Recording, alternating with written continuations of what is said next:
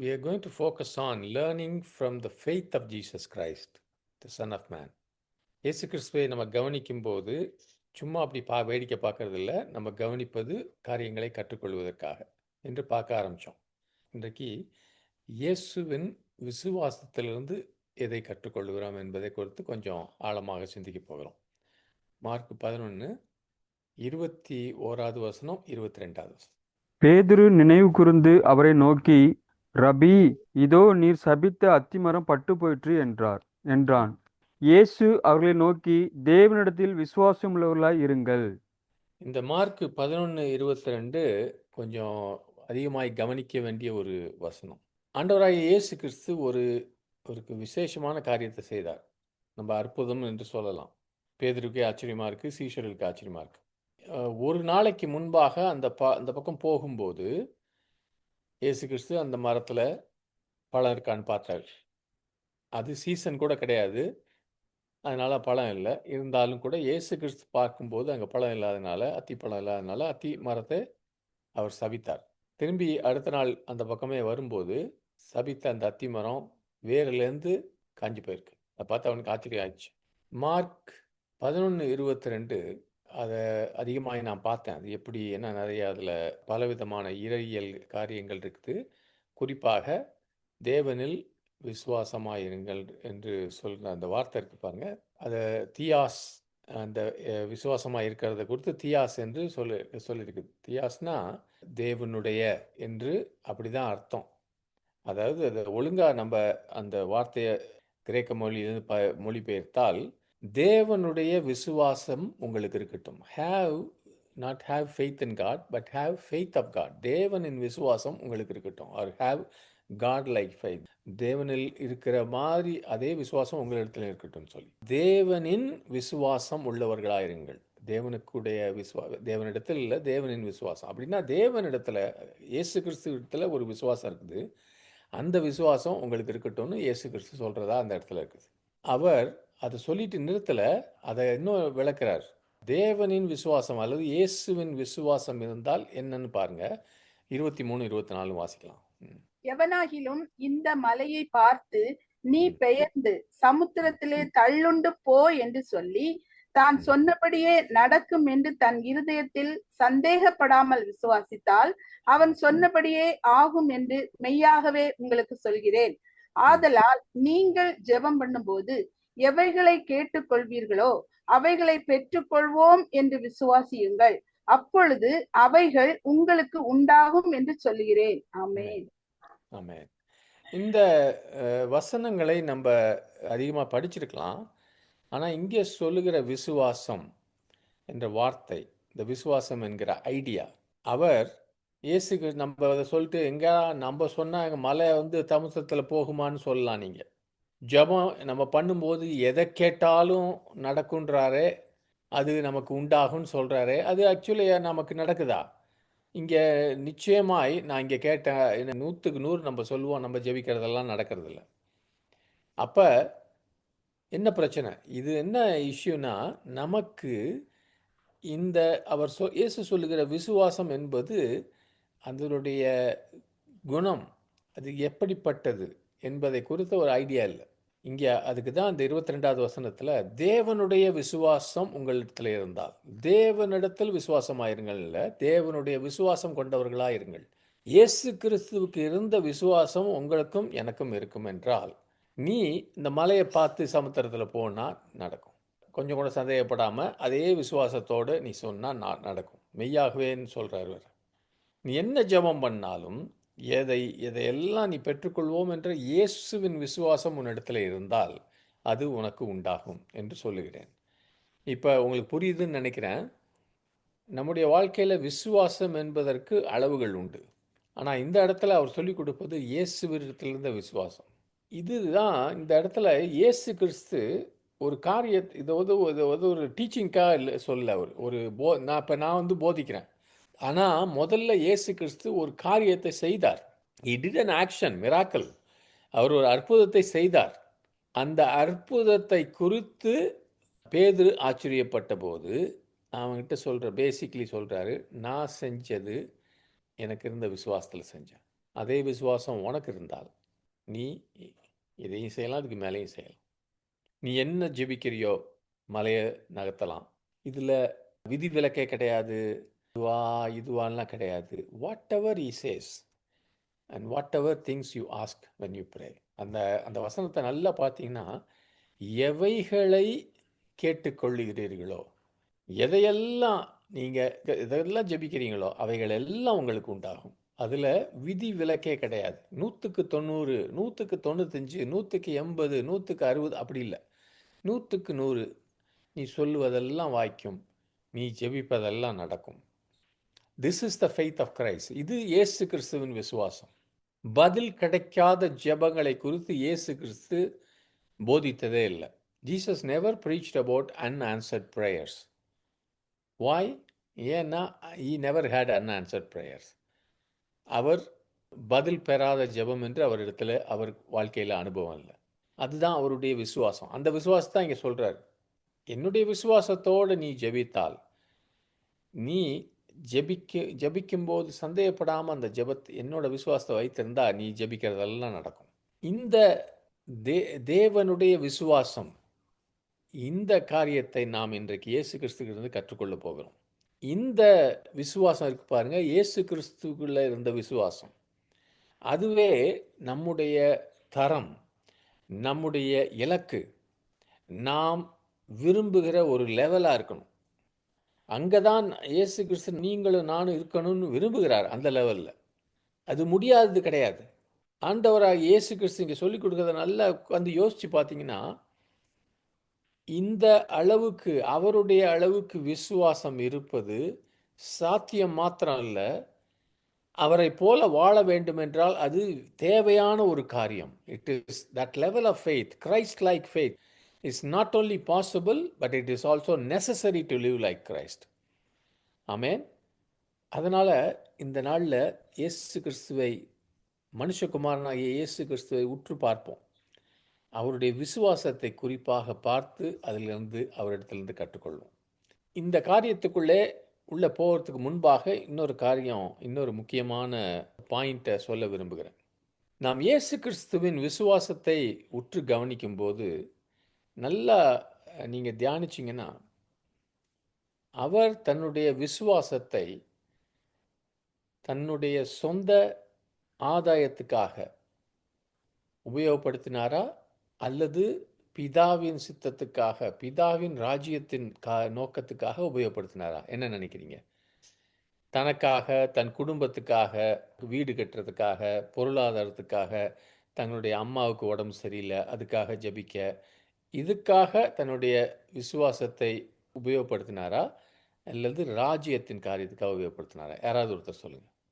தேவ சித்தத்துக்காக, ராஜ்யத்துக்காக. அமேன், அமேன். அவர் சொந்த ஆதாயத்துக்காக உபயோகப்படுத்தினதா இல்லைங்க. ஆனால் பல சமயங்களிலே எனக்கும் ஒரு சோகமாக இருக்குது இதை தியானித்த போது. நம்ம பல பேர் நம்ம கடந்த சில வருஷங்களாக விசுவாசத்தினாலே நாம் சுகமாவது, விசுவாசத்தினாலே அதிசயங்கள், அற்புதங்கள் பெற்றுக்கொள்வது, இதெல்லாம் நல்லா தியானித்து கொண்டிருக்கோம். ஆனால் சபையில் கூட நிறைய சாட்சிகள் சொல்கிறாங்க. இது எல்லாமே பார்த்தீங்கன்னா என்னோட குடும்பம், என்னோட வேலை, என்னோட வியாதி, என் குடும்பத்தில் இருந்த வியாதி, இதுக்கு எனக்கு நான் விசுவாசத்தோடு ஜெபித்தேன், பெற்றுக்கொண்டேன். இந்த சுயநலத்தோட அல்லது சுய தேவைகளுக்காக, சுயநலம் சொல்ல மாட்டேன், சுய தேவைகளுக்காக, குடும்பம், நண்பர்கள், இந்த தேவைகளுக்காக நம்ம இது விசுவாசத்தை உபயோகப்படுத்துகிறோம். அப்படி நம்ம தேவைகளுக்கெல்லாம் நம்ம விசுவாசம் வேணும். விசுவாசத்தினால நம்ம நீதிமான் பிழைப்பான், அது தப்பு இல்லை.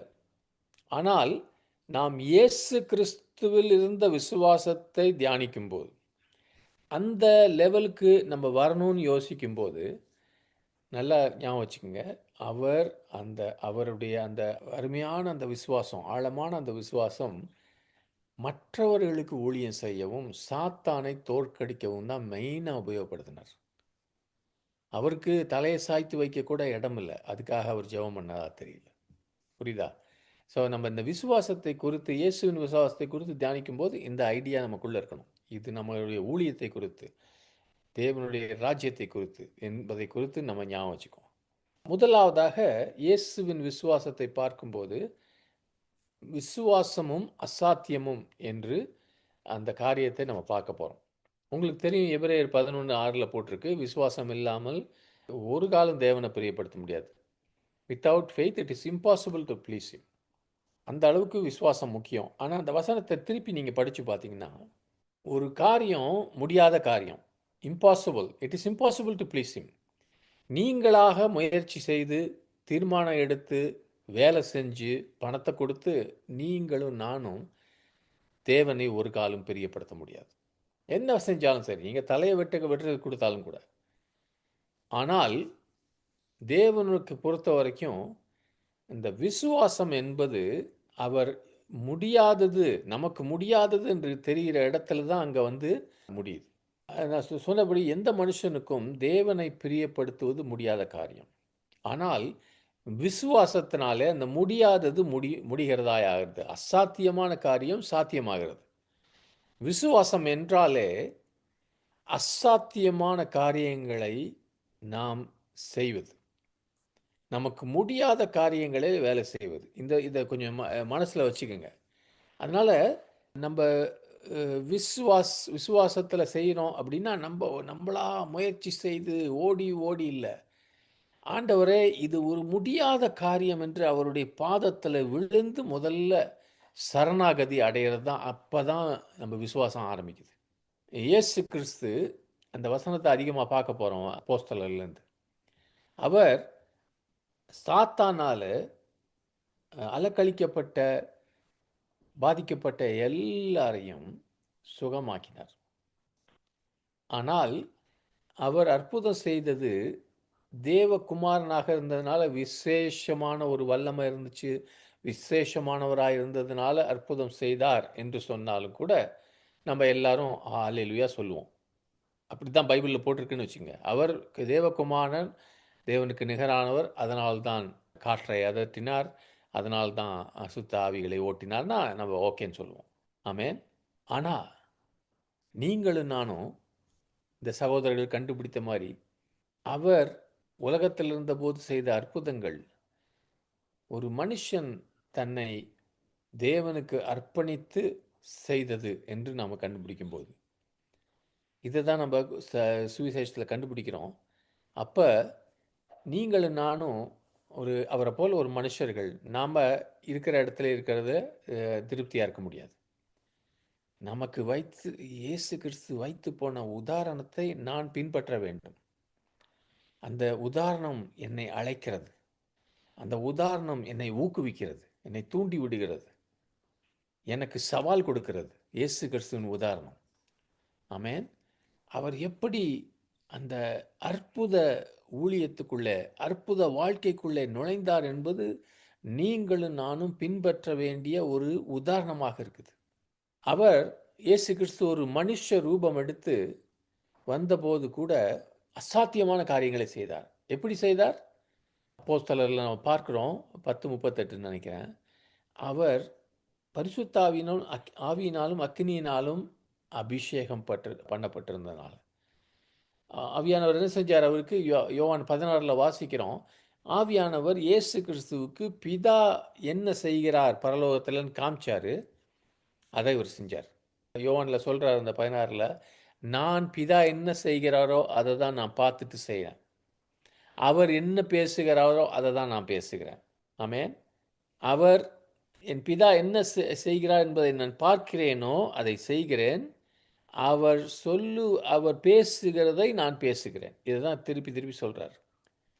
அப்படின்னா எப்படி அவருக்கு தெரியும் இயேசு கிறிஸ்துவுக்கு பிதா என்ன செய்கிறார்னு? பரிசுத்த ஆவியானவர் அவருக்குள்ளே அபிஷேகம் இருந்ததுனால ஆவியானவர் அவருக்கு பிதா சொல்லுகிறதை, பிதா செய்கிறதை தொடர்ந்து வெளிப்படுத்தி கொண்டிருந்தார். அந்த அப்போஸ்தலர் 10:38 திரும்பி எல்லாரும் வாசிப்போம். இது இயேசு கிறிஸ்து உலகத்தில் செய்த ஊழியத்துக்கு ஒரே வசனத்தில் அதை சுருக்கமாக சுருக்கி சொன்னதுன்னு சொல்லலாம். அப்போஸ்தலர் 10:38 யாராவது வாசிங்க. நசரேயனாகிய இயேசுவை தேவன் பரிசுத்த ஆவியினாலும் வல்லமையினாலும் அபிஷேகம் பண்ணினார். தேவன் அவருடனே கூட இருந்தபடியினாலே அவர் நன்மை செய்கிறவராயும் பிசாசின் வல்லமையில் அகப்பட்ட யாவரையும் குணமாக்குறவராயும் சுற்றி திரிந்தார். ஆமென். ஆமென். இந்த வசனத்தை நம்ம ஜெபிக்கும் போது ஒரு நாளில் பல பிரச்சனைகளுக்குள்ள, சவால்களுக்குள்ள, தேவைகளுக்குள்ள போகும்போது தேவனே அதை திரும்ப செய்யுங்க. ஏனென்றால் எப்படி நசரேயனாகிய இயேசு கிறிஸ்து பரிசுத்த ஆவியினாலும் வல்லமையினாலும் தேவன் அபிஷேகம் பண்ணியிருந்தாரோ, அதே போல உங்களையும் என்னையும் பரிசுத்த ஆவியினாலும் வல்லமையினாலும் தேவன் அபிஷேகம் பண்ணியிருக்கிறார். ஆமென். நீங்களும் நானும் சாத்தான் யாரையெல்லாம் கீழே அடக்கி வச்சிருக்கானோ அவர்களை எல்லாம் வியாதிகளிலிருந்தும் வேதனைகளிலிருந்தும் வெளியே கொண்டு வரலாம். அதற்கு வல்லமையும் ஆவியானவர் நமக்குள்ள இருக்கிறார். தேவன் நம்மோடு இருந்ததனால் அப்படின்னு இருக்கு. For God was with him. தேவன் அவரோடு இருந்தார். இந்த ஒரு ஜெபத்தை நம்ம அடிக்கடி செய்வோம். இயேசு செய்தார். அதே ஆவியானவரும் வல்லமையும் என்னோட இருக்கிறதுனால, தேவன் என்னோட இருக்கிறதுனால நானும் அதை செய்வேன். ஆமென். நீங்க வேலை செய்து கொண்டிருந்தாலும், வேலைக்கு நடுவில் பேசி கொண்டிருக்கும் போது அல்லது ஜெபத்தின் நடுவில் ஒரு நிமிஷம் யோசிங்க, நிறுத்துங்க. நம்ம நிறைய பேருக்கு ஜெபம் ப்ராப்ளமே தமிழ்நாடு எக்ஸ்பிரஸ், ராஜதானி எக்ஸ்பிரஸ்ன்னு சொல்லுவாங்க. கடம்பு ஓடிட்டு இருக்கோம். ஸ்டாப் பண்ணுங்க. ஜெபம் மெதுவாக பண்ணலாம். ஆண்டவர்கிட்ட நீங்கள் ரொம்ப ஃபாஸ்ட்டாக பண்ணுறதுனால தான் ஆவியில் நிரம்பியிருக்குன்னு அர்த்தம் இல்லை. ஜெபம் தனி ஜெபத்துலேயும் கூட கொஞ்சம் நிறுத்தி நிதானமாக யோசிச்சு, இயேசு கிறிஸ்து என்ன செஞ்சார், அவர் செஞ்ச கிரியைகள் உலகத்தில், அதையே நாம் அறிக்கை செய்வோம். அது மாத்திரம் இல்லை, அந்த கிரியைகள் திரும்ப திரும்ப திரும்ப நடக்கணும் அப்படின்னு தான் அங்கே இருக்குது. இயேசு கிறிஸ்து உண்மையிலேயே அதை தீர்க்க தரிசனமாக சொன்னார். வருகிற எல்லா தலைமுறையிலும் அவர் செய்ததை விட பெரிதான கிரியைகளை நம்ம செய்வோம். இயேசு கிறிஸ்துவே தீர்க்க தரிசனம் சொன்னார். ஆமென். நீங்கள் நான் அவர் செய்ததை விட மேலான அதிகமான கிரியைகளை செய்வதற்கு முன்பாக அவர் செய்த அளவுக்கு ஃபர்ஸ்ட் செய்யணும். அவர் லெவலுக்கு ஃபர்ஸ்ட் வரணும். அப்புறமா அதுக்கு மேலே பார்க்கலாம். இயேசு கிறிஸ்து என்னெல்லாம் செய்தார், அவர் டெமான்ஸ்ட்ரேட் பண்ணார் பாருங்க. நமக்கு கொந்தளிக்கிற கடலை அடக்கினார், தண்ணீரில் நடந்தார், 5 அப்பம் 2 மீன், இப்படி வரிசையாக சொல்லலாம். பெரிய பெரிய இயற்கைக்கு எதிராகவோ, முடியாத காரியம், மரித்தவரை உயிர்த்தெழுப்பதோ, குஷ்டரோகிகளை சுஸ்தமாக்குறதோ, இப்படிப்பட்ட காரியம், அசுத்தாவிகளை பிடித்த 10,000 ஆவி பிடிச்சிருந்தவனை இது குணமாக, இதெல்லாம் பார்க்கும்போது அந்த லெவலுக்கு ஃபஸ்ட்டு நம்ம வரணும். அதுக்கப்புறம் அதுக்கு மேலே பண்ணணும். இயேசு கிறிஸ்து தேவனாய் இருந்தால் நீங்கள் கேட்கலாம், அவருக்கு எதுக்கு இந்த முடியாதது அசாத்தியத்தை செய்வதற்கு விசுவாசம் வேணும்னு. இந்த வசனம் எப்படி ஆரம்பிக்குதுன்னா, கொஞ்சம் திருப்பி வாசிங்க. அப்போஸ்தலர் 10:38. நசரேயனாகிய இயேசுவை தேவன் பரிசுத்த ஆவியினாலும் வல்லமையினாலும் அபிஷேகம் பண்ணினார். நசரேயனாகிய இயேசுவை, ஜீசஸ் ஆஃப் நாசரத், தேவன் அபிஷேகம் பண்ணினார். இந்த வசனத்தில் முக்கியமாய் ஆரம்பிக்கும் போது நசரேயனாகிய இயேசுவை என்றால் அந்த நாசரேத்து ஊரிலிருந்து வந்த இயேசு. நசரேயனா அதான் அர்த்தம். Is from Nazareth. இங்கே இயேசு கிறிஸ்துவின் மனுஷ தன்மையை இங்கே காண்கிறோம். நிச்சயமாக இயேசு கிறிஸ்து பிதாவாகிய தேவனுடைய நித்திய குமாரன், சந்தேகமே இல்லை. அவர் தேவ ஆட்டுக்குட்டியானவர், சந்தேகமே இல்லை. அவர் ஒருவரே எல்லாருடைய பாவத்தையும் நிவர்த்திக்கக்கூடிய அளவுக்கு தன்னை பலியாக்கி நம்ம எல்லாருடைய பாவங்களையும் அவர் ஒருவர் தான் தீர்க்க முடியும். ஏனென்றால் அவர் தேவகுமாரன். அவர் இங்கே இருந்தபோது கூட அவர் தேவனாய் இருப்பதை நிறுத்திவிடவில்லை. Is eternally son of God. நித்தியமாய் அவர் தேவகுமாரன். ஆனாலும் கூட சுவிசேஷத்தில் ஒரு பெரிய ரகசியம் இருக்கிறது, நாம் புரிந்து கொள்ள முடியாத ரகசியம். Entirely God became entirely man. எப்பொழுது முழுசுமாய் இருக்கிற தேவனாய் இருக்கிற அந்த இயேசு கிறிஸ்து முழுசுமாய் ஒரு மனுஷனாக வந்தார். இங்கே அப்போஸ்தலர் 10:38 அதை ஆக்கிய லூக்கா சொல்லுகிறான். இது அவர் இந்த வசனத்தை சொல்லும்போது அவருடைய மனுஷீக காரியத்தை இங்கே நம்ம கண்களுக்கு முன்பாக வைக்கிறான். நசரேயனாகிய இயேசு, அவர் பரிசுத்த ஆவியினாலும் வல்லமையினாலும் அபிஷேகப்பட்டார். அவர் தேவகுமாரனாய் இருந்தால் அவருக்கு இந்த அபிஷேகம் தேவையில்லை. ஏனென்றால் இந்த அபிஷேகம் ஏற்கனவே இருக்கும். இங்கே அவர் மனுஷனாய் வந்ததுனால, it was his humanity, the son of man, Jesus of Nazareth. நசரேயனாகிய இயேசு இந்த மனுஷகுமாரனாக இருக்கிறதுனால அவருக்கு பரிசுத்த ஆவியானவரின் அபிஷேகமும் வல்லமையும் தேவை. அவர் அப்படி ஆவியானாலும் வல்லமையினாலும் அபிஷேகம் பண்ணப்பட்ட போது பரலோகத்தின் வல்லமை அவர் மேலே இறங்கியது. The dunamis of heaven itself, பரலோகத்தின் வல்லமையே இந்த மனுஷகுமாரன் மேலே இறங்கியது. அபிஷேகம் அப்படின்னா அவருக்கு மேலே முழுவதுமாய் ஊற்றப்பட்டது, தெளிக்கப்பட்டதுன்னு சொல்லலாம். நம்ம மூஞ்சி எல்லாம் ஒரு எண்ணெய் போட்டுக்கிற மாதிரி எங்கே வேணாலும் போட்டுக்கலாம். அது அந்த மாதிரி ஃபுல்லாக அவருடைய சரீரம், ஆத்மா, ஆவி எல்லாத்துலேயும் பரிசுத்த ஆவியானவரும் அவருடைய வல்லமையும் முழுமயமாய் தோய்க்கப்பட்டவராயிருந்தார்.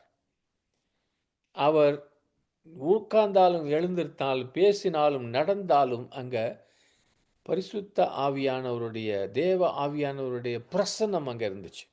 ஆமென். அதனால அந்த வசனம் திருப்பி வாசிங்க. அப்போஸ்தலர் 10:38. நசரேயனாகிய இயேசுவை தேவன் பரிசுத்த ஆவியினாலும் வல்லமையினாலும் அபிஷேகம் பண்ணினார். தேவன் அவருடனே கூட இருந்தபடியினாலே அவர் நன்மை செய்கிறவராயும் பிசாசின் வல்லமையில் அகப்பட்ட யாவரையும் பிசாசின் வல்லமையில் அகப்பட்ட யாவரையும் என்ன செஞ்சாரு? குணமாக்குகிறவராயும் சுற்றித் திரிந்தார். ஆமென். Jesus healed all who were oppressed by the devil. இங்கே நசரேயனாகிய இயேசு கிறிஸ்து உங்களையும் என்னையும் பார்க்கிறார். நீங்களும் அதே லெவல்ல தான் இருக்கீங்க. நீங்களும் மனுஷர்கள், நானும் மனுஷன், அவரும் மனுஷர். உங்களுக்கும் அதே பரிசுத்த ஆவியானவரும் வல்லமையும் இருக்குது, எனக்கும் இருக்குது, அவருக்கும் இருந்துச்சு. அவர் பிசாசினால் ஒடுக்கப்பட்டிருந்த அனைவரையும் குணமாக்கினார். Everyone who came to him was healed. அவரிடத்துல வந்தவர்கள் எல்லாரும் குணமானார்கள். 100%, 100%. அதே சமயத்தில் உலகத்தில் இருந்த எல்லாரும் குணமாகலை, அவரிடத்துல வந்தவங்க தான் குணமானாங்க. அதுதான் அந்த அந்த விசுவாசத்தின் அளவு. இயேசு கிறிஸ்துக்கிட்ட அந்த விசுவாசம் இருந்துச்சு. வந்தவங்க எல்லாரும், அவர்கிட்ட யார் வந்தாங்களோ எல்லாரும் குணமானாங்க. குலம், கோத்திரம், அவன் ரசிக்கப்பட்டானா இல்லையா, நட்டையா குட்டையா, யூதனா கிரேக்கனா, ஆனா பெண்ணா, வயசானவங்களா, ஒன்றும் பார்க்கல. உங்களுக்கு தெரியும், எல்லா ஏஜ் குரூப்லேயும் அவர் குணமாக்கினார் யார் வந்தாலும். இந்த ஒரு விசுவாசத்தின் அளவை சகோதரனே சகோதரியை நான் தான் பேச்சுக்காக சொல்ல, நான் அந்த வாஞ்சியோடு இருக்கேன், நீங்களும் அந்த வாஞ்சியோடு இருக்கணும். 100க்கு 100 நம்ம வாங்கணும்னு நினச்சாதான் நம்ம வாழ்க்கையில் முன்னேற ஆரம்பிக்கலாம். I need to seek, follow, desire and receive this 100% faith as a possibility. இது நிச்சயமாய் எனக்கு சாத்தியம், இந்த அளவுக்கு விசுவாசம் எனக்கு சாத்தியம் என்று நான் அறிந்து புரிந்து தீர்மானித்து இதை நான் நீடித்து வாஞ்சித்து தொடர வேண்டும். என்ன மாதிரி விசுவாசம்? faith of Jesus of Nazareth healed all who were oppressed by the devil. சாத்தானால் ஒடுக்கப்பட்டிருந்த எல்லாரையும், சகலரையும், சாத்தானால் ஒடுக்கப்பட்டதை பத்தி கூட்டுருங்க, எல்லாரையும் அவர் குணமாக்கினார். ஆமென். அதே சமயம் நீங்க உங்களுக்கு தெரியும், அப்போஸ்தலர் 3வது அதிகாரத்தில் பேதுருவும் யோவானும் இந்த அழகான வாசல்ல போகும்போது அங்க ஒருத்தன் பல வருஷங்களாய் அவன் முடவனாய் அங்க கடந்தான், பிச்சை எடுத்துக்கிட்டான். கோயில் வாசல்ல, ஆலயத்தின் வாசல்ல. அப்படின்னா அந்த முடவன் இயேசு கிறிஸ்து அந்த இடங்கள்ல நடந்துக்கிட்டாரு, அந்த ஆலயத்துக்கு வந்துட்டுலாம் போயிருந்தார், அப்ப கூட அங்க இருந்திருக்கான். ஆனா ஒன்று, இந்த முடவன் இயேசு கிறிஸ்து கிட்ட கேட்கல, அல்லது பிதா இயேசு கிறிஸ்துவை அந்த முடவன் பக்கத்தில் நடத்தலை. ஏன்னா நமக்கு தெரியும், யார் இயேசு கிறிஸ்துக்கிட்ட வந்தாலும் அவங்க குணமானாங்க. இந்த முடவன் அங்கே போயிருந்தானா அல்லது இயேசு அவங்ககிட்ட வந்திருந்தாருன்னா நிச்சயமாக குணமாயிருப்பான். ஆமென். ஏன்னா நம்ம விசுவாசிகளாக இருக்கிற நம்ம பல பேர், இப்போ நானே எடுத்துக்கங்களேன், ஒரு 4 பேர் ஜெபம் பண்ண வராங்க, 4 பேருக்கு ஜெபம் பண்ணுறேன். ஒரு ஆள் சாட்சி சொல்கிறாரு, மற்ற 3 பேர் இன்னும் தொடர்ந்து சிக்கா இருக்காங்க. நடக்குது அப்படி தான் சில சமயம். அப்போ என்ன செய்வேன், நான் ஒரு விசுவாசி, என்ன அதுக்கு ஒரு இறையியலை உண்டாக்குவேன். ஏன் 4 பேரில் ஒரு ஆள் தான் குணமானார், அந்த 3 பேர் ஏன் குணமாகலை அப்படின்னு அவனுக்கு சரியாக விசுவாசம் இல்லையோ, இல்லது ஆண்டவர் அதை அனுமதிச்சாரோ, அவர் ஏதாவது அவன் பாவத்தினால கஷ்டப்படுறானோ, இப்படிலாம் சொல்லலாம். சொல்லி நம்ம புது இறையியலை உண்டாக்குறோம். ஆனால் ஆண்டவராகிய இயேசு கிறிஸ்து இப்போ தான் நம்ம பார்த்தோம் இல்லையா, மார்க் 11 பதில் வராத ஜெபத்தை குறித்து இயேசு கிறிஸ்து ஒரு நாளும் போதிக்கலை. ஏன்? அவருக்கு அப்படிப்பட்ட ஜெபமே இருந்ததில்லை. அதனால ஒருவனுக்கு நான் ஜெபித்து அல்லது அவனுக்கு சுகமாக்க போயிட்டு அவன் சுகமாக்கலைன்னா அவனுக்கு என்ன செய்யறதுன்னு அவர் வழிவாசல்லாம் வைக்கல. ஏனென்றால் அவருக்கு அந்த அனுபவம் கிடையாது. உனக்கும் எனக்கும் அந்த அனுபவம் இருக்கக்கூடாது. நம்ம போய் அதுக்காக ஒரு விளக்கம் தேடாதீங்க. எதற்காக இந்த ஆள் குணமாகலை, எதற்காக இந்த ஜெபம், அதை பிடிச்சிட்டு தலையை உழைக்காதீங்க. ஏனென்றால் ஆண்டவராகிய இயேசு கிறிஸ்து உங்களையும் என்னையும் அழைப்பது, உங்களையும் என்னையும் அப்படியே அந்த வேறு ஒரு வாழ்க்கை பாதையில் அழைக்கிறார். அந்த ஊழியத்தில் அவர் செய்தது போல நாம் செய்யணும்னு அவருக்கு வாஞ்சை, அவருடைய ஆசையை தான். அந்த நம்ம செய்கிற ஊழியத்தில் எல்லாரும் சகலரும் சுகமாக்கிறதை அவர் வாஞ்சிக்கிறார், அதற்கு வழிவகுத்திருக்கிறார். இந்த காரியத்தில் இப்பொழுது நான் அங்கே இல்லை, அந்த நிலைமையில இல்லை. ஒருவேளை வராமல் கூட இருக்கலாம். அதுக்காக நான் எனக்கு ஆண்டவராகிய இயேசு கொடுத்திருக்கிற ஊழியத்தை, அந்த ஊழியத்தின் தரத்தை நான் மாற்ற முடியாது. ஒரு 10 பேருக்கு ஜெபம் பண்ணுறேன், 2 பேருக்கு குணமாகுது, பதில் கொடுக்குதுன்னா அதை வச்சுக்கிட்டு திருப்தி ஆகிறதுக்கு எனக்கு உரிமை கிடையாது. என்னுடைய விசுவாசம், உங்களுடைய விசுவாசம், இயேசுவின் விசுவாசத்தின் அளவுக்கு உயர வேண்டும். நான் பிணியாளிகளை குணமாக்குகிற ரேட்டு, நீங்கள் பிணியாளிகளை குணமாக்குற ரேட்டு 100% உயர வேண்டும். ஆமென். அதுவே நம்முடைய தொடர்ந்துச்சையான தரிசனமாக இருக்க வேண்டும். தவறி விடுகிறது, குணமாகாது, மறுத்து விடுகிறாங்க, இதை குறித்து நம்ம உழப்பிக்கிட்டு இருக்க வேணாம். இதுக்காக யாரும் இறையியல் உண்டாக்கி அதுக்காக மெசேஜ் கொடுக்க வேணாம். இயேசுவையே பார்ப்போம். His faith was perfect, his healing was 100%. ஆமென்.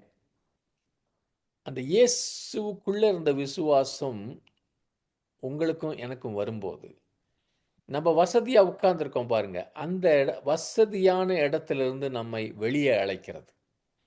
இயேசுவில் இருந்த விசுவாசம் உங்களுக்கு வருமானால் நல்ல சௌகரியமாக உட்காந்துருக்கீங்க பாருங்க, அந்த இடத்துலேருந்து வெளியே கொண்டு வருது. ஏன்னா ஊழியங்களிலையும் சரி சபையிலையும் பல பேர் தங்களுக்கு இருக்கிற தாளந்துகள், தங்களுக்கு இருக்கிற சாமர்த்தியங்கள், தகுதிகள், வரங்கள், இவைகளை வைத்து நாம் இந்த ஊழியங்களை செய்யலாம். ஏனென்றால் இதில் தான் நமக்கு தாளந்து இருக்கிறது, வரம் இருக்கிறதுன்னு நினைக்கிறோம். ஆனால் இயேசுவின் விசுவாசம் என்ன தெரியுமா சொல்லுது? ஆண்டவராய் இயேசு கிறிஸ்து உன்னுடைய ஊழியத்தை நீ உன்னால என்ன பண்ண முடியாது என்பதை வைத்து தான் உனக்கு ஊழியத்தை கொடுக்கிறார். மத்தேயு 10 அவர் என்ன சொன்னாரு? ஹீல் த சிக், பிணியாளிகளை குணமாக்கு, ரைஸ் த டெட், மரித்தவனை உயிர்த்தெழுப்பு, காஸ்ட் அவுட் டெவில்ஸ், பிசாசுகளை துரத்து, கிளென்ஸ் லெப்பர்ஸ், குஷ்டரோகிகளை சொஸ்தமாக்கினார். இதான் சொன்னார். உங்களுக்கு சொன்னார், எனக்கு சொன்னார், எல்லா சீஷர்களுக்கும் சொன்னார். அவர் என்ன சொல்லலை? பிணியாளிகளுக்காக ஜெபம் பண்ணுன்னு சொல்லலை. மரிச்சிருக்கவன் எழும்ப வேண்டும் என்று நீங்கள் ஜெபம் பண்ணுங்கன்னு சொல்லலை, எழுப்பி விடுனார். அந்த காரியத்தை கேட்ட உடனே நமக்கு இதை கேட்டவனே உங்ககிட்ட ஒருத்தர் வந்து சொல்கிறாருன்னா, செத்துருக்கான்ல அவனை எழுப்பி விடுனா எப்படி இருக்கும்? உங்களுக்கு ரொம்ப டிஸ்டர்பாக இருக்கும், அந்த இடத்த விட்டு நெளிவீங்க, அன்கம்ஃபர்டபுளாக இருக்கும். அதுக்கு தான் நமக்கு நம்மை ஆறுதல் படுத்த, நம்ம கம்ஃபர்ட் பண்ணுறதுக்கு நமக்கு பரிசுத்த ஆவியானவர் இருக்கார். அவர் என்ன சொல்கிறாருன்னா, இயேசுவின் விசுவாசம் உனக்குள்ளே வரும்போது உனக்கு உன் தலைக்கு மிஞ்சின காரியத்தை உனக்கு கொடுக்க போகிறேன். உனக்கு தலைக்கு மிஞ்சின ஒரு சவாலை ஊழியத்தில் கொடுக்க போகிறேன். ஒரு ஆள் வந்து கேட்குறாரு, ஐயா என் மகன் அப்படி இருக்கிறான் சீரியஸாக, கொஞ்சம் வாங்க ஜெபம் பண்ணுங்க ஹாஸ்பிட்டல்லன்னு. நீ தலைவலிக்கே ஜெபம் பண்ணதில்லை, அங்கே மறிக்கிற மாதிரி இருக்கான்னு கூப்பிடுறாரு. எதுக்கு கூப்பிடுறாரு? ஆண்டவர் உன்னைய அந்த இடத்துல உன் தலைக்கு மிஞ்சின காரியத்தில் அந்த ஊழியத்தில் அழைக்கிறார். You will have to learn how to pray. உங்கள் வீட்டில் யாருக்காவது அப்படி இருந்தால் நீங்கள் ஜெபம் பண்ண மாட்டீங்களா? அந்த ஊழியத்திலையும் செய்யணும். தேவன் சொல்கிறாரு, நீ முடியாதுன்னு நினைக்கிறிய, அதில் உனக்கு அப்படிப்பட்ட ஒரு வேலையை தரப்போகிறேன். அப்பொழுது நீ ஜெபிக்க கற்றுக்கொள்வாய், விசுவாசிக்க கற்றுக்கொள்வாய். ஆமென். இயேசுவின் விசுவாசம் என்னையும் உங்களையும் நல்லா கமுக்கமாக உட்காந்துருக்கீங்களே, நல்ல வசதியாக, அந்த வசதியான சூழ்நிலையிலேருந்து வெளியே கொண்டு வர பார்க்குது. ஆமென். யோசிச்சு பாருங்களேன். இயேசு கிறிஸ்து உங்ககிட்ட சொன்னார், பிணியாளிகளை சொஸ்தமாக்குன்னு. நான் போய் யாரை குணமாக்க முடியும்? என் கையில் ஏதாவது வல்லமை இருக்கா? எனக்கு மருந்து மாத்திரை அதை வச்ச பண்ண போகிறேன்? நான் போய் ஒரு மனுஷனை எப்படி மறிச்சிருக்கவனை எழுப்ப முடியும்? ஆனால் அதுதான் எனக்கு ஆண்டவர் கொடுத்துருக்கிற கட்டளை. நீ போய் எழுப்புன்றார், நீ போய் குணமாக்குன்றார். ஏன்? அந்த கட்டளையிலேயே ஒரு அர்த்தத்தோடு சொல்கிறாரு,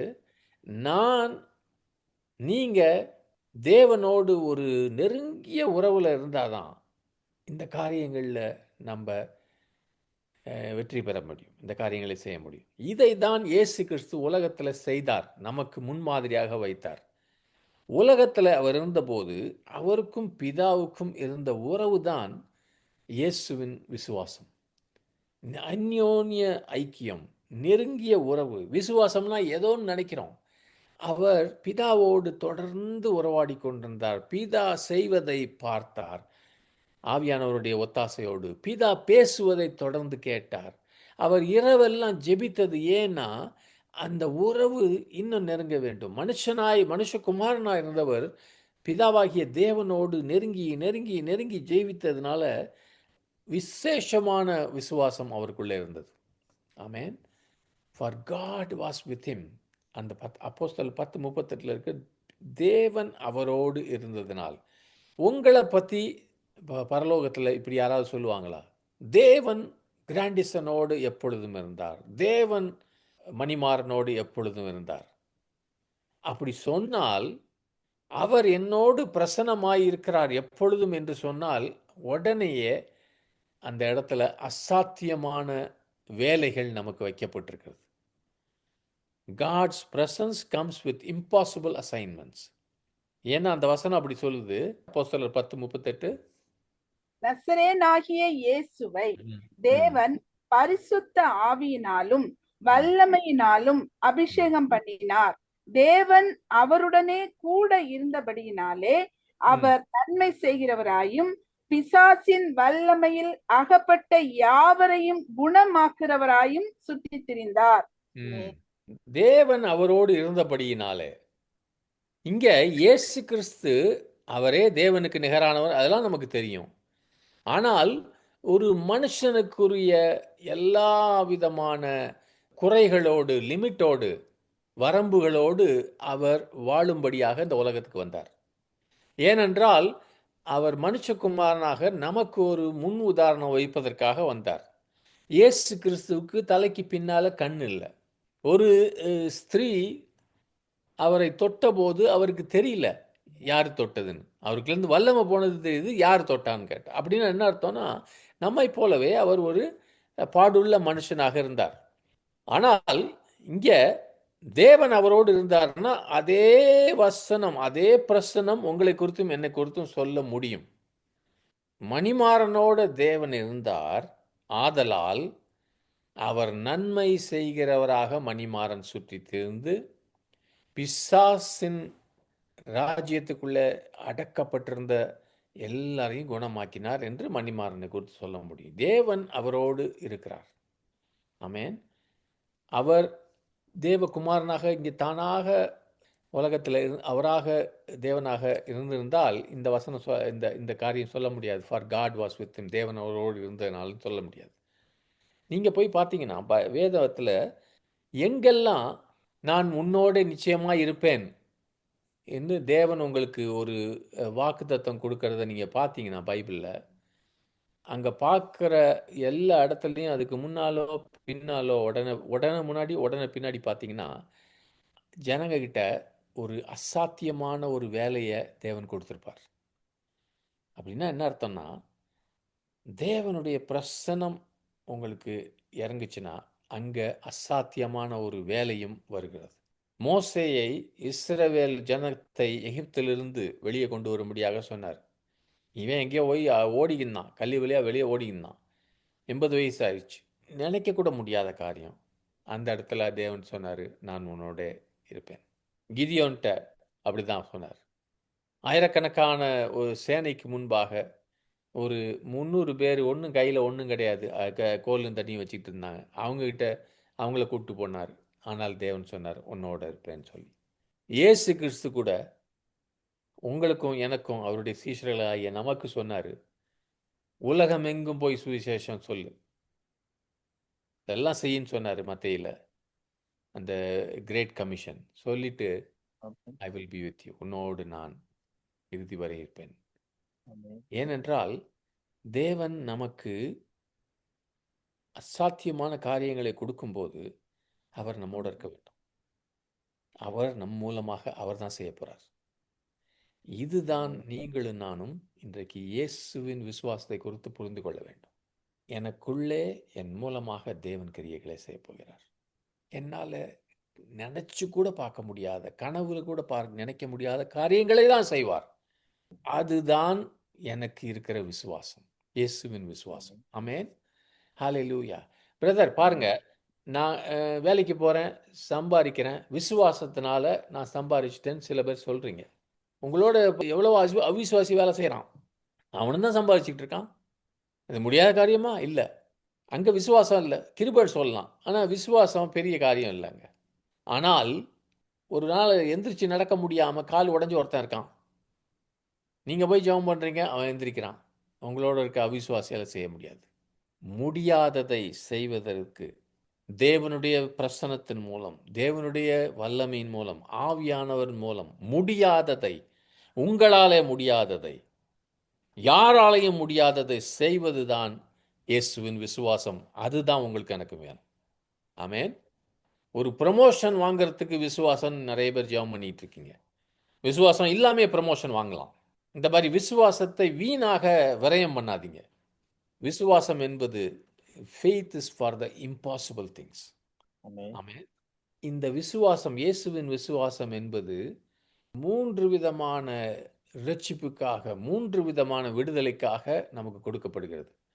மல்கியா 4:2 பார்த்தீங்கன்னா, நீதியின் சூரியன் அவர் தன்னுடைய சிறகுகளே சுகத்தோடு குணத்தோடு வருவார்னு போட்டு இயேசு கிறிஸ்துவை கொடுத்து, நீதியின் சூரியன், சன் ஆஃப் ரைச்சியஸ்னஸ், அவர் தெய்வீக சுகத்தோடு வர்றாருன்னா, அவர் சுகத்தை கொண்டு வரும்போது, குணத்தை கொண்டு வரும்போது அங்கே நீதியையும் அவர் வெளிப்படுத்துகிறார்.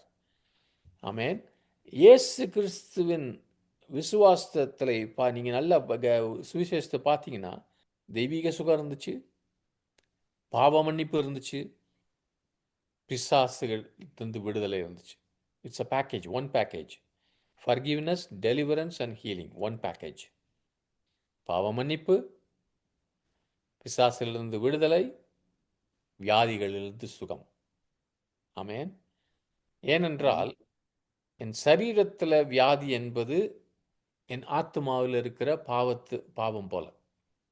என் ஆத்மாவில் இருக்கிற பாவங்கள் என் சரீரத்தில் இருக்கிற வியாதியை போல. அதனால ரட்சிப்பு என்ற வார்த்தையை பார்க்கும்போது கிரேக்க பாஷையில், புதிய ஏற்பாட்டில் சோசோ என்ற வார்த்தையில் 3மே இருந்திருக்கு. அலக்கழிக்கிறப்படுதல் காரியங்களிலிருந்து விடுதலை, வியாதிகளிலிருந்து சுகம், பாவத்திலிருந்து விடுதலை. இது எல்லாம் ஒரே வார்த்தையில். ரட்சிப்பு என்றால் அந்த ஒரு வார்த்தை தான். இது பல நூற்றாண்டுகளுக்கு முன்பாக சபைகளிலே சில பிரச்சனைகள் வந்து புராட்டஸ்டன்ட், காத்தலிக் இதெல்லாம் நடந்தபோது பல தலைவர்கள் ஆத்தும ரட்சிப்பு, அதாவது பாவ மன்னிப்பை மாத்திரம் அவங்க பிடிச்சிக்கிட்டாங்க.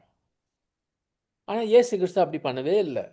சுவிசேஷத்துலேயும் சரி, பின்னால் அப்போஸ்தலர்கள்லாம் பார்த்தீங்கன்னாலும் அவங்க இதில் வித்தியாசமே காட்டலை. ட்ரியூன் சால்வேஷன், ஆவி, ஆத்மா, சரீரம் 3லையும் ரட்சிப்பு.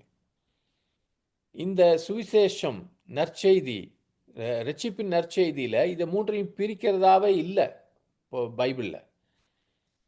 நீ இயேசு கிறிஸ்துவை சொந்த ரட்சகராக ஏற்றுக்கொண்டியா? ஸ்தோத்திரம். இன்னைக்கு உனக்கு இருக்க வியாதியையும் நம்ம விளக்கிடணும். நீ இயேசு கிறிஸ்துவை ஏற்றுக்கொண்டாயா? ராத்திரியில் தூங்க முடியலையா? அலக்கழிக்கப்படுறியா? அதிலிருந்து விடுதலை. ஆமென்.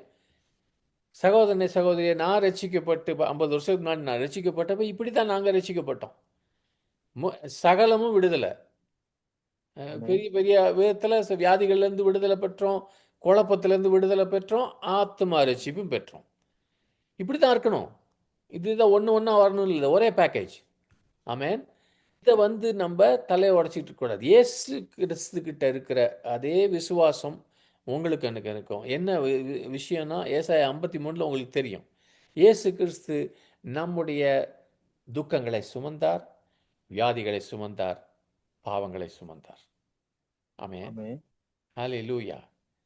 இதுதான், இதை நான் விசுவாசிக்கும் போது எனக்கு இயேசுவின் விசுவாசம் எனக்குள்ள வருது. ஹல்லேலூயா. ஆமென். அவர் உங்களுடைய ஆத்ம சுகத்துக்காகவும் சரீர சுகத்துக்காகவும் உங்களுடைய நினைவுகளில் சுகத்துக்காகவும் அவர் ஏற்கனவே கரையம் செலுத்தி விட்டார். ஏற்கனவே பேமெண்ட் பண்ணிட்டார். நீங்கள் ஒரு அதிசயம் அற்புதம் தேடுறீங்க, அதுக்கு ஏற்கனவே அந்த அற்புதத்துக்கு அவர் பே பண்ணிட்டார். ஆமென். இயேசு கிறிஸ்து புதிதாக இறங்கி உங்களுடைய வியாதியை தீர்ப்பதற்காக ஒரு காரியத்தை செய்யணும்னு இல்லை. புதிதாக இறங்கி ஒரு திடீர்னு அவர் தலையை சொரிஞ்சிக்கிட்டு, ஐயோ இவனுக்கு பிசாசு பிடிச்சிருக்கே, நம்ம ஏதாவது செய்யணும்னு கையை நீட்டி எதுவும் செய்ய தேவையில்லை. ஆமென். ஆண்டவர் இயேசு கிறிஸ்து ஏசாயா 53 எல்லாவற்றையும் செய்து முடித்து விட்டார். அந்த விசுவாசத்துக்கு இன்றைக்கு உங்களையும் என்னையும் அந்த விசுவாசத்துக்கு இயேசு நம்மை அழைக்கிறார். நம்ம இந்த 3 பாருங்க, ஒரு மனுஷன்கிட்ட போய் சொல்றோம், நீ பாவத்திலிருந்து வெளியே வரணும் என்று சொல்லி ஜெபிக்கிறோம். அவன் இயேசுவை ஏற்றுக்கொள்ளுகிறான், பாவ மன்னிப்பு பெறுகிறான். இது முடியாத காரியம். மனுஷனாலும் எந்த மனுஷனாலும் முடியாத காரியம். நீங்க ஜெபிக்கிறதுனால அவனுடைய பாவம் போகுதா? இல்லவே இல்லை. உங்களால் அவன் பாவத்தை போக்க முடியுமா? உங்களால் அவனுடைய சாபத்தை போக்க முடியுமா? அவன் பாவத்தின் தண்டனையை உங்களால் நீக்க முடியுமா? முடியாது. ஆனால் எந்த விசுவாசத்தோடு ஜெபிக்கிறீங்க? இயேசு அவனுக்கு இதை செய்து விட்டார் என்ற பூரண விசுவாசத்தோடு ஜெபிக்கிறீங்க. அவனுக்கு பாவ மன்னிப்புல அவனை நடத்துறீங்க. உண்மைதானே? இது உங்களுக்கு முடியாத காரியம். ஆனாலும் உங்களுக்குள்ள இருக்க விசுவாசத்தினால் செய்றீங்க. அதே போலதான் உங்களால ஒரு மனுஷனை குணமாக்க முடியாது. உங்களால ஒரு மனுஷனை அசுத்தாவிலிருந்து விடுதலை செய்ய முடியாது. ஆனாலும் இயேசு செய்து விட்டார் அதை என்று விசுவாசித்து எப்படி அவனை பாவ மன்னிப்புக்குள்ளே, பாவத்திலிருந்து ரட்சிப்புக்குள்ளே நடத்துறீங்களோ, அதே போல வியாதிகளிலிருந்து சுகத்துக்குள்ளே நடத்த முடியும். அசுத்தாவின் பிடியிலிருந்து அவனை நீக்க முடியும். மனக்குழப்பத்திலிருந்து, பிரச்சனைகளிலிருந்து, டிப்ரெஷனிலிருந்து அவனை விடுதலை செய்ய முடியும். ஏன்? அதே காரியம் இயேசு சுமந்து தீர்த்து விட்டார். புரியுதா? இந்த விசுவாசத்தை எல்லாம் நம்ம சேர்த்து கொண்டு வருவோம். இது அதுன்னு பார்க்க வேணாம். இவருக்கு சுகப்படுத்துற வரம் இருக்குது, இவருக்கு பிசாசுகளை ஓட்டுற, அதெல்லாம் விட்டுருங்க. நம்ம வரத்தை பத்தி இல்லை. இயேசு கிறிஸ்து சிலுவையில் செய்து முடித்துட்டார். உங்க வரத்தை வச்சு ஒன்றும் இல்லை. உங்களுக்கு வரம் இருக்கிறதுனால அவனுக்கு குணமாகிறது இல்லை. இயேசு கிறிஸ்து அவனுடைய வியாதியை சுமந்து தீர்த்தனால தான் அவன் குணமாகறான். ஆமென். ஹல்லேலூயா, ஹல்லேலூயா, ஆமென். இந்த இடத்துல சகோதரனே சகோதரியே, இந்த விசுவாசத்துக்கு, இயேசுவின் விசுவாசத்துக்கு நான் போக வேண்டும் என்றால், எனக்கு இயேசு எப்படி பிதாவோடு ஒரு நல்ல ஒரு நெருங்கிய உறவு வைத்திருந்தாரோ, அதே போல அந்த உறவுல நான் வளர வேண்டும். அவரோடு பேசி கொண்டிருக்க வேண்டும். பிதாவாகிய தேவனோடு நான் ஒட்டி கொண்டிருக்க வேண்டும். அந்த உறவு இருக்கும்போது அவருடைய மகிமைக்காக, அவருடைய ராஜ்யத்துக்காக நான் விசுவாசித்து அற்புதங்களை செய்வேன். ஹல்லேலூயா, ஹல்லேலூயா, ஆமென். இன்னைக்கு கூட எல்லாரும் கூட மைக்கை திறந்து ஜெபிக்க போறோம். ஆண்டவர் நம்ம வாழ்க்கையில அப்படிப்பட்ட ஒரு தரிசனத்தை தரட்டும். ஆமென். ஹalleluya. அசாத்தியமான காரியங்களுக்காக உங்களை என்னை அழைக்கிறேன் ஆண்டவர். ஹalleluya. அற்புத வாழ்க்கை, அற்புதங்கள், அதிசயங்கள் செய்கிற வாழ்க்கைக்கு அழைக்கிற விசுவாசம், மற்றவர்களை விடுதலை செய்கிற ஒரு விசுவாசம், மற்றவர்களை சுகப்படுத்துகிற ஒரு விசுவாசம். ஹalleluya. ரபபா பரலா கபரபலு ஷக்கரல கபரபா. நல்ல நாட்கள் போதும் கர்த்தாவே. ஹalleluya. மற்றவர்களுக்காக, தேவராஜ்யத்தின் மகிமைக்காக, தேவனுடைய மகிமைக்காக வாழும்படியாக அப்படிப்பட்ட ஒரு விசுவாசத்தை ஊற்றும் ஆண்டவரே. தேவனின் விசுவாசம் எனக்கு வேணும். இயேசுவின் விசுவாசம் எனக்கு வேணும். என்னுடைய விசுவாசம் போதாது.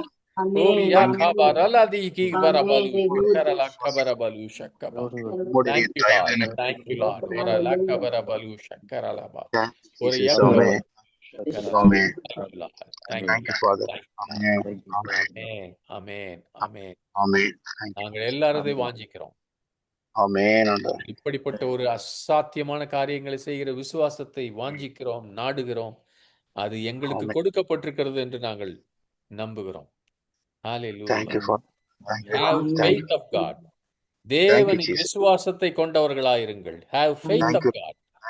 தேவனின் விசுவாசம், தேவனின் விசுவாசம். In Jesus name, in Jesus name.